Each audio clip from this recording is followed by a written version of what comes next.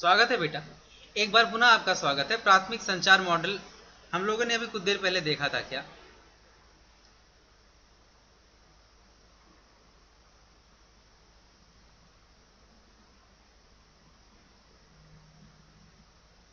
Data transmission? Okay, अभी कुछ देर पहले हम लोगों ने डेटा ट्रांसमिशन या डेटा कम्युनिकेशन देखा था। तो अभी हम लोगों के पास क्या है? प्राथमिक संचार मॉडल, प्राइमरी कम्युनिकेशन। अब प्राइमरी कम्युनिकेशन, ये आपका प्रश्न आता है 5 नंबर में, ये प्रश्न आता है 5 नंबर का कि प्राथमिक संचार मॉडल क्या होता है। तो प्राथमिक संचार मॉडल के कुल 5 भाग होते हैं। तो ऐसे ही बारी बारी से आप लिख सकते हैं, जैसे लिखा गया है संदेश, प्रेषक, संचरण माध्यम, ग्राही और संचरण प्रोटोकॉल। तो इन सारी चीजों को आप पॉइंट वाइज लिख सकते हैं। ये आपका लघु उत्तरीय भी हो सकता है, दीर्घ उत्तरीय भी हो सकता है। ओके, तो पॉइंट वाइज जब लघु उत्तरीय में पूछेगा तो ये पॉइंट वाइज एक्सप्रेशन के लिए पूछेगा, और जब दीर्घ उत्तरीय पूछेगा तो इसमें चित्र सहित इन सारी चीजों को एक्सप्लेन करना होगा। तो एक बार पुनः देखते हैं। प्राथमिक संचार मॉडल में के कुल 5 भाग कुछ इस प्रकार है। यहाँ पे आपका क्या होता है? मैसेज होता है। यहाँ पे आपका सेंडर होता है, और यहाँ क्या होता है? प्रोटोकॉल होता है, संचरण माध्यम होता है और रिसीवर होता है। तो आइए देखते हैं ये प्राथमिक संचार मॉडल है क्या। देखिए, प्राथमिक संचार मॉडल को इस प्रकार समझिए कि एक है कोई सेंडर, जिसे हिंदी में क्या कहते हैं? प्रेषक, भेजने वाला। एक ऐसा यंत्र जो सूचनाओं को क्या करता होगा? भेजता होगा, प्रेषक। और एक ऐसा यंत्र है जो क्या कर रहा है? सूचनाओं को ग्रहण कर रहा है, आर, जिसे हम रिसीवर बोलते हैं, या जिसे हम बोलते हैं क्या? ग्राही। ओके, तो सेंडर और रिसीवर के मध्य क्या आदान प्रदान होता है? आप जरा कुछ देर के लिए अपने बारे में सोचें। आप और आपके गुरुजन वृंदों के बीच में आप लोग किस चीज का आदान प्रदान करते हैं? आप डेटा, सूचना का आदान प्रदान या डेटा का आदान प्रदान करते हैं। तो कम से कम भेजने के लिए क्या चाहिए होती है? सूचना या संदेश, जिसे हम कहते हैं। ये सबसे पहला भाग हो गया। दूसरी चीज, जिस माध्यम से, जिस उपकरण से वो भेजा जा रहा है, वो उपकरण आपका क्या हो गया? प्रेषक हो गया। और वो तार, ये जो माध्यम है, ये सेंडर और रिसीवर को जो जोड़ के रखता है, वो माध्यम कहलाता है, जिसके माध्यम से सूचना या डेटा या संदेश का क्या होता है? आदान और प्रदान। सूचना या डेटा या संदेश का क्या होता है? आदान प्रदान, प्रेषक और ग्राही के मध्य। तो ये माध्यम जो कितने प्रकार के होते हैं? 2, जिसे कहते हैं तार, और दूसरे को क्या बोलते हैं? बेतार। तो सेंडर और रिसीवर के मध्य जो सूचना का आदान प्रदान है, वो या तो तार के द्वारा होता है या तो बेतार के। ठीक है, तो प्रेषक और ग्राही के मध्य माध्यम ही है जिसके द्वारा संदेश आपका सेंडर से रिसीवर तक आता और जाता है, आदान प्रदान होता है। अच्छा, ये सारे संदेश एक स्थान से, एक प्लेस से दूसरे प्लेस तक सही सलामत पहुंच जाएं, सही नियमों को फॉलो करते हुए पहुंच जाएं, तो उनके लिए कुछ नियम बनाए गए हैं, जिसके अंतर्गत क्या है? संदेश का एक स्थान से दूसरे स्थान तक संचरण होता है, और इन्हीं संदेशों को क्या कहते हैं? प्रोटोकॉल कहते हैं। जैसा कि इसको हिंदी में यहाँ पे संचरण प्रोटोकॉल लिखा गया है। ओके, तो एक बार पुनः देखते हैं। संदेश प्रेषक द्वारा भेजा गया डेटा संदेश का होता है।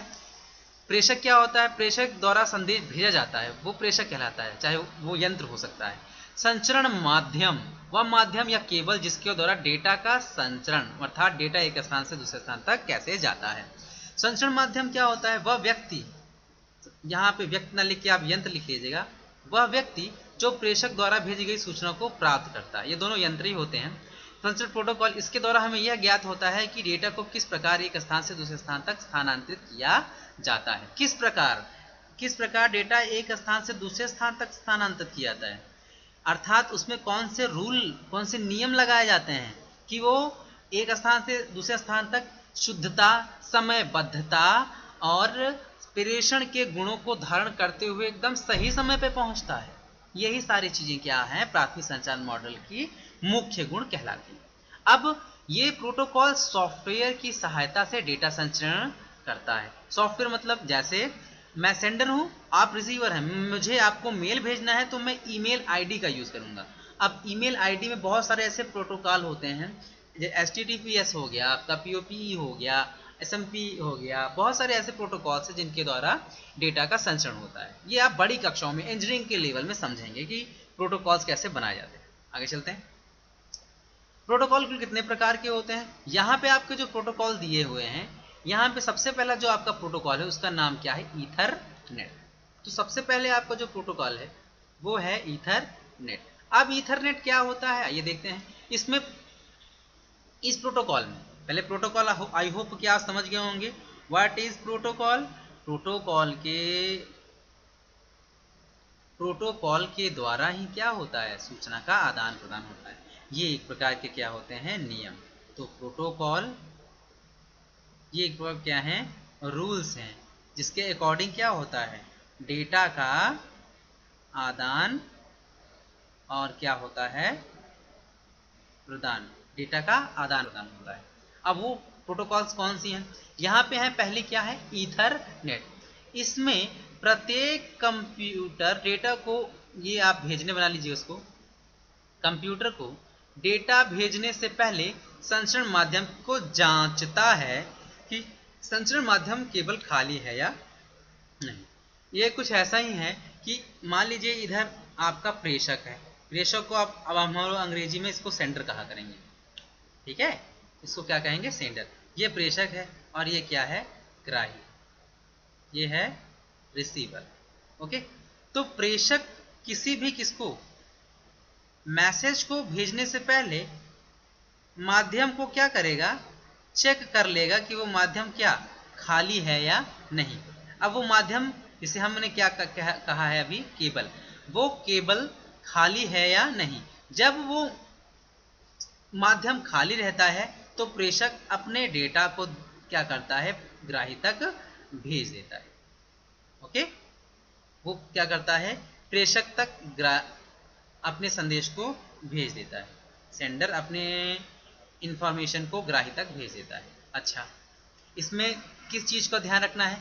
ये ध्यान रखना है कि आपका ये जो केबल है वो क्या हो? आपका केबल खाली है या नहीं, इसका ध्यान रखना चाहिए। ओके, आगे बढ़ते हैं। Token ring. What is token ring? देखिए, टोकन माने क्या होता है, थोड़ा इस पे समझते हैं।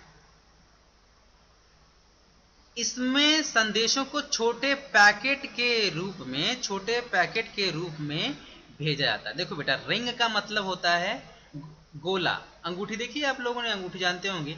इसमें जो कंप्यूटर है, यहाँ पे कंप्यूटर रखे होते हैं, C1, C2, C3 और C4। यहाँ पे सारे कंप्यूटर्स रखे होते हैं। तो ये आपस में सूचना का क्या करते हैं? आदान प्रदान। लेकिन किस आकार में? गोलाकार आकृति में। ये इसको सूचना का आदान प्रदान कर सकता है, ये इसको सूचना का आदान प्रदान कर सकता है। ओके, लेकिन सूचना का आदान प्रदान करते समय इनको कुछ नियम फॉलो करने होंगे। ठीक, अगर ये C1, C4, C3 तक सूचना भेजना चाहता है तो वो सूचना C4 से होते हुए C3 तक जाएंगी। लेकिन कुछ ऐसे नियम लगाए जाएंगे जिससे कि C4 नामक कंप्यूटर बांटे जा रहे पैकेट या डेटा को पढ़ या देख नहीं सकता। अगर वो आज्ञा दे तो उस डेटा को वो देख या पढ़ सकता है। तो इस प्रकार की व्यवस्था किसमें होती है? टोकन रिंग में। लोकल टॉक क्या होता है? देखो, इसका आविष्कार एप्पल कंपनी ने किया था। किस कंपनी ने किया था? एप्पल कंपनी ने। इसका जो मेन सिद्धांत था क्या? CSMA CD, इसे बोलते हैं carrier sense multiple access collision, CSMA CA, collision avoidance. Collision avoidance मतलब एक सेंडर है, एक रिसीवर है, इसके बीच में बहुत सारा माध्यम है।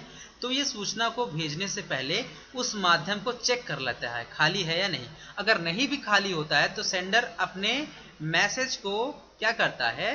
रिसीवर तक भेज देता है। ये मुख्यतः ट्री टोपोलॉजी और स्टार टोपोलॉजी में प्रयोग की जाती है। ओके, चलिए बाकी का अगले भाग में देखते हैं।